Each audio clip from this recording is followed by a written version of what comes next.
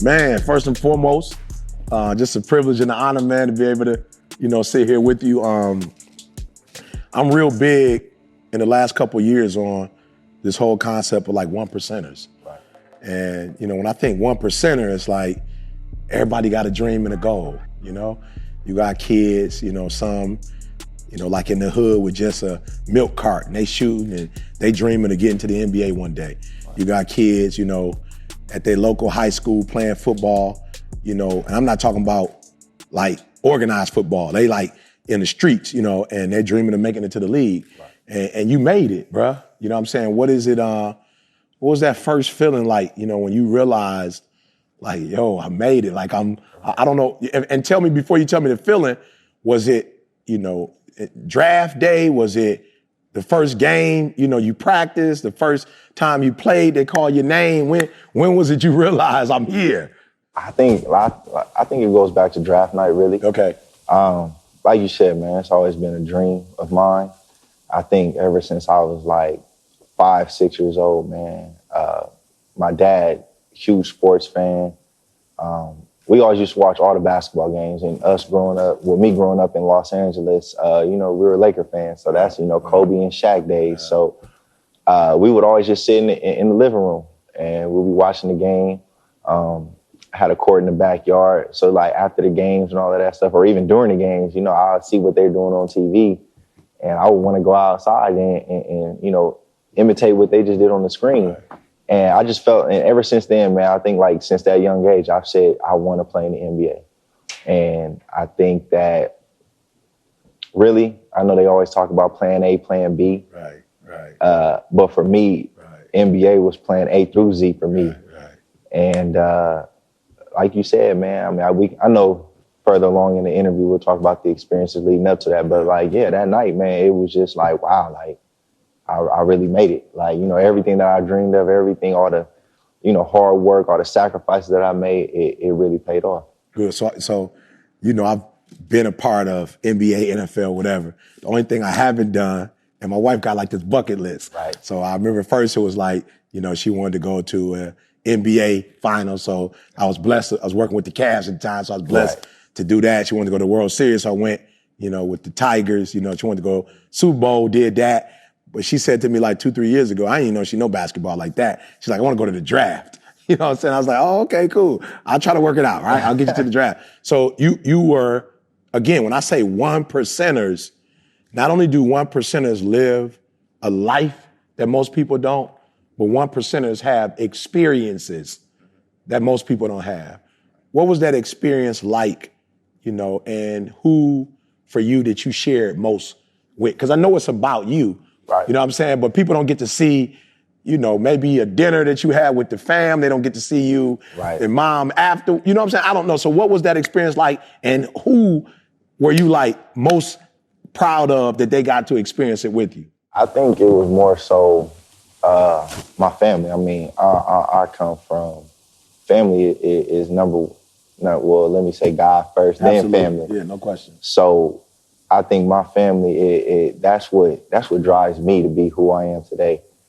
And just the fact that, mom, dad, sister, I got them all there with me at the draft. And it was just like, these are the people who broke their back to make sure that I could have the path in life in order that I can get the best opportunity to make it to where I'm at today. And I just felt like they were the biggest people who played a big piece and like really wanted to share that experience with. I mean, and granted, like I said, I do come from a background. I'm not going to say that I come from, it was a tough upbringing, this and that, but it ain't always been sweet. Right. So I'm going to let people know that now. And it was funny because I always used to like, be real standoffish about it. And, people will only see like the good things because, my grandfather's, Frederick Price, he well-known pastor around the world, got got his own church, got the school and all of that. But, it just never was in my nature to tell people like, what y'all see ain't really what we live in. And I just think that, like I said, I've seen the struggle, man. Like parents divorced when I was really young. So, it was like, dad and mom. It was like, not the two incomes, it was single parent. So, it was one time dad was up, one time mom was up. And I've seen just the whole like dynamic of how things went. And it's just like, wow, these are the people like, who raised me. Like, these are your parents. These are people who you want to model yourself after. Absolutely. Absolutely. And, just to see them go through certain things in life, it was just like, wow, like, it just kind of drove you to like want to do more, make you set them like, obviously, like you said, it's your life and all of this stuff. But at the end of the day, I always felt like I always had like that extra push because of them, in the back of my mind. Yeah. So let me say this though. So you got some kids who parents divorce and that drives them to drugs, drives them to drop out of school, drives them to get in gangs. What would you say to the kid that's watching this right now who's going through his go-through to say, hey, you don't got to go this way, go this way? Like what do you feel like made you go the positive way and not the negative route? I just think that, life happens, and it's just like, we don't, always understand why the cards were dealt. But at the end of the day, you just got to keep moving forward. Yeah. And I just feel like in that type of situation, you see a lot of young men who don't grow up with fathers. Or like you said, a divorce could happen and the father be like, well, all right, cool. Well, I don't want nothing to do with you no more. Yeah, I don't want nothing to do with the wife, the kids. But I would give credit to my father because he wasn't that. He was, I'm going to be in my kid's life regardless. Regardless of whatever happened with him and my mom. He said, I'm going to be the best dad that I can possibly be. I'm going to support them. I'm going to love them. I'm going to guide them in the direction that they need to go. So for me, I will say the dad is a huge factor in the kid's life. But what I would tell them is, I would say, just try to reach out, or you try to make that effort. If things aren't, if certain parents don't see eye to eye with things, it can be up to the kid. I know you're young, you really may not understand a lot of things. I didn't understand what was going on at the time, but it's just the fact that it's like you can put forth that effort too, reach out, no question. And at the end of the day, if you look back and if it goes south, at least you can say that you did everything that you possibly could. And all the knowledge that you had. And of course, you're not supposed to know everything. You're young. Like I said, you looking for them for guidance and all of that. But I feel like you can express that, like, I need you in my life. Yeah. Make that extra effort. It's the same thing that we do with basketball. We putting all this time in and sacrifice, but the people around you that you really love, you really, it's just like basketball. You just got to make that extra effort. Let them know, like, you mean a lot to me being in my life. So I would tell them that. I think I'm you good. Yeah. So you said we, and then you said you, because you knew I grew up in the D, you know what I'm saying? And you from LA. Yeah. But what is that like, man? You know what I'm saying? For those of us on the East Coast, you said the Lakers, I was a bad boy, the Pistons, and we actually played Shaq and Kobe. Yeah, in the finals. In the finals. Yeah, you know what I'm saying? Yeah. I still don't believe it happened, but what was it like, not just, playing ball in LA, but growing up in LA? Yeah, like I said, I'm not gonna fake anything. Growing up, it was, we were in pretty good areas in LA when my parents were together. And then, like I said, my parents divorced. It was like, the single income parents. So, things kind of, wasn't as sweet. We're kind of, but like I said, the area that we lived in, it wasn't like, totally like, oh my God, like we gotta do something. We gotta get up out of here. But, I was still exposed to certain things where it was like, I ain't no dummy to the streets or like, we don't know what's going on out there. So I will say that, it was cool, man. LA, it's just, like you said, it's LA. So where I grew up at, it was, fairly good, but like where I went to school, that's where, it's surrounded by, gangs and, just like not the, really good parts of LA. Yeah. So, and I have friends, like I said, most of my friends, they probably lived in Inglewood or closer to like, the school that we went to. So that's 79th in Vermont. So that's South Central. So I had some friends that live probably like 10 minutes from there. So it's kind of like, it's still there, but I'm I'm grateful for the experience because, like I said, I kind of had a balance. Like I kind of knew what was going on over here, but I also knew what was going on over here. So it wasn't like, I'll go to certain areas and I don't know what's going on. It was just like, okay, you got to move a certain way over here, or you can't be out doing this, doing that. And I mean, like you said, you can't wear certain colors. Because I know back then it was like, oh, well, he got this color on. Yeah. Oh, so we about to press him. Yeah. But I mean, obviously now as we gotten older, it's not to that extreme now, but back then. Well, when I went, it was to that extreme. Yeah, that's what I'm saying. I'm from the D. I didn't know. Yeah. So I had a whole red outfit on in the mall, and my man walked up on me like, yo, what you rep? I said, I'm from Detroit. Right. I was like, I don't know what rep. I was like, I don't know what you're talking about. I can pull out my license to show you. Right. I'm from Detroit. I'll take this off. You know what I'm saying? But I you hear about it a lot, being from other parts of the world, like it doesn't necessarily make sense. Yeah. Being from Detroit, it's like you whatever color you want to wear. But going there and not knowing, and I was actually there to do work in South Central at a high school. So we was coming to look out. Right. And I just didn't know. So I'm rocking the red shirt with the red shorts, and the red J's. Yeah, certain areas, no question. But they let your boy go. And I went to the mall and scooped something that was purple, put a purple shirt on. So you gotta be neutral. Yeah, put on a purple shirt, some white shorts, you know what I'm saying? And got up out of Dodge. Yeah. For sure. Yeah, so you see some, when you're not from LA, you see like surfing, skateboard. Right. What was your Taz? What was your thing coming up? Was you on the board at all? Was you surfing? I wasn't, man. Okay. Honestly, that hoop that's all I knew. Yeah. All I knew. I mean, I tried other sports. In elementary you have recess time, so we didn't always have like the basketball course that we can go to, but you at the concrete, you at the asphalt. So it was like we gonna play football. So actually I tried football for a little bit. Yeah, man, I'm gonna just say that I tried it, but it was it just wasn't my thing, man. I had a lot of other friends that were into the other stuff like the skateboarding, and I don't really know nobody who was surfing. I don't know now. But I heard it's out there though. Yeah, it's definitely out there. Yeah, Long Beach. Laguna Beach. Out there. Yeah. But nah, my friends, it was more so like we playing basketball, we playing football, and that's pretty much it. And like I said, the school that I went to is fairly small, so we weren't really. We didn't have all the opportunities maybe the bigger schools had, where it would be like, we had just basketball, 8-man football, so we didn't even have like 11-man. It was like the 8-man football. Track team, volleyball team for the girls and all of that stuff. But outside of that, man, that's where it ended. We probably had like 4 sports because we just didn't, it wasn't a big school. So, I mean, you'll have certain people will be a basketball player, football player, track star, all kind of stuff. So for you, when did you know? Man, I think I knew probably in high school because I got to high school and I was still playing basketball just because it was just a hobby. Yeah. Something that I did my whole life. I didn't really understand.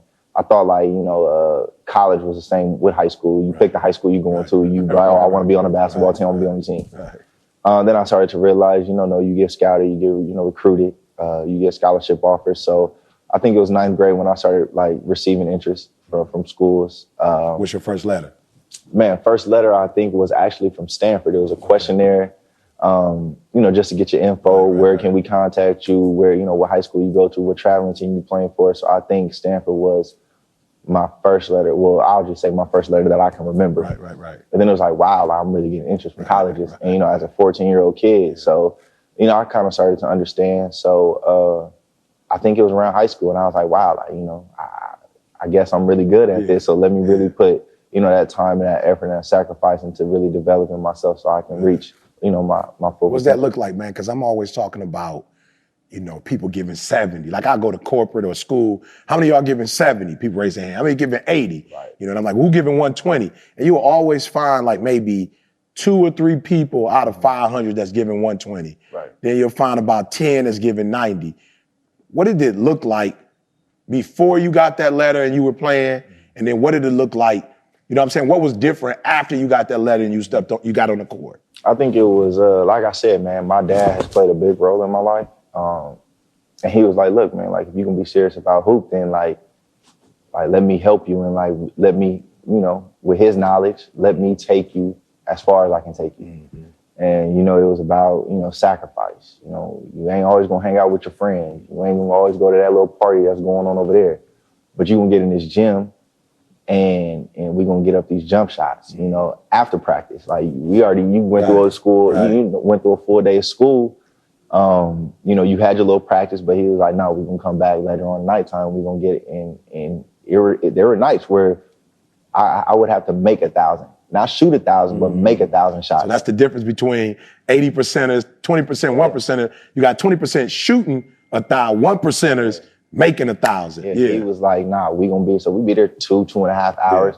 And I give him a lot of credit to the sacrifices as well. Because he could have been out doing something on the side, you know, in the nighttime, trying to put a little extra money in his pocket. But nah, he in the gym with his son, shagging rebounds for me. Like I said, we could have called up somebody and to do that, but he was like, nah, feeding me passes, doing all that.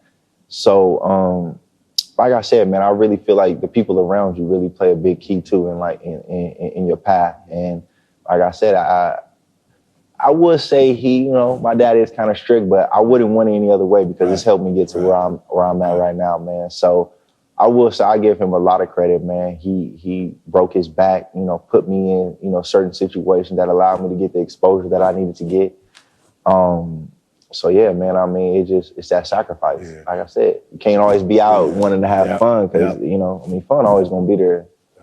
But the game ain't gonna, the league, it ain't. That, like you said, college, pros ain't always gonna be there. I look at, MJ, and I watch MJ when he played. So I watched him when he was with the Bulls, and everybody talks about, the Jordan with the Bulls, but I also remember Jordan with the Wizards. Right. You know what I'm saying? I remember Jordan getting older and missing dunks. Right. You know what I'm saying? So it's real.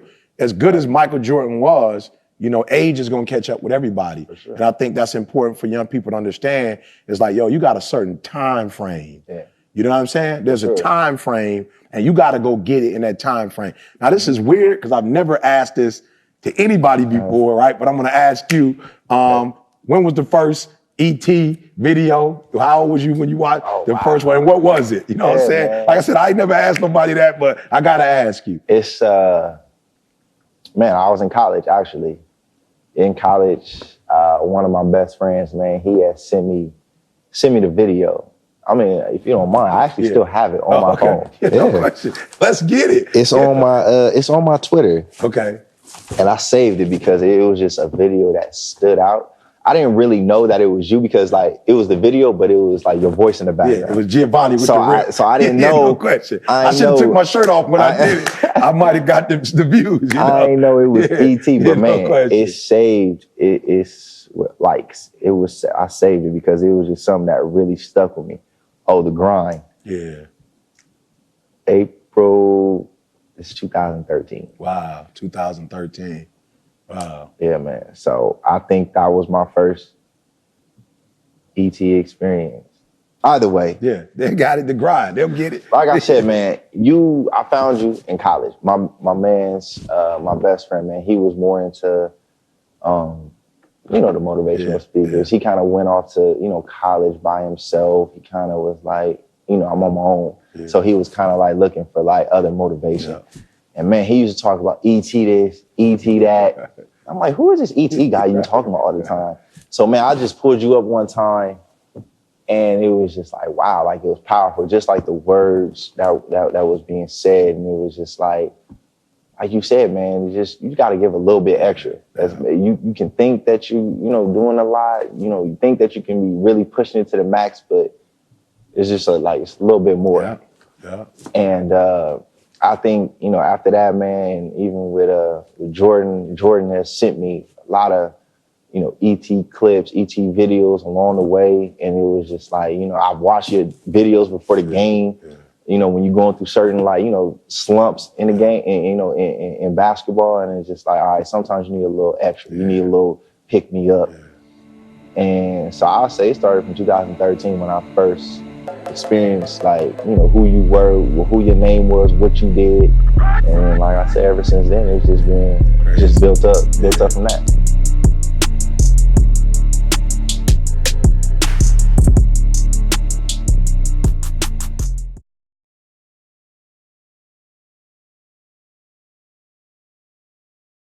I'm gonna need you to be real. Some of the stuff's gonna hurt today, but it's okay. One of the things I'm starting to realize is there's a small group of people that's really living the American dream. So they're selling you some good information. They're not showing you how to execute on those. All I'm saying is, as we move forward, we can't help certain things, but we're not going to sabotage ourselves. I'm going to show you why they execute and why you don't. But more of us could be living whatever life we want. But what they didn't show you is how you were supposed to do that. What I want y'all to start doing for me is having dreams and then give me a couple nightmares to go with the dreams. For real, I just want you to make up in your mind like this could happen. Not because I want you to be spooked out, but I don't want you to get hit and you like, I didn't prepare for that.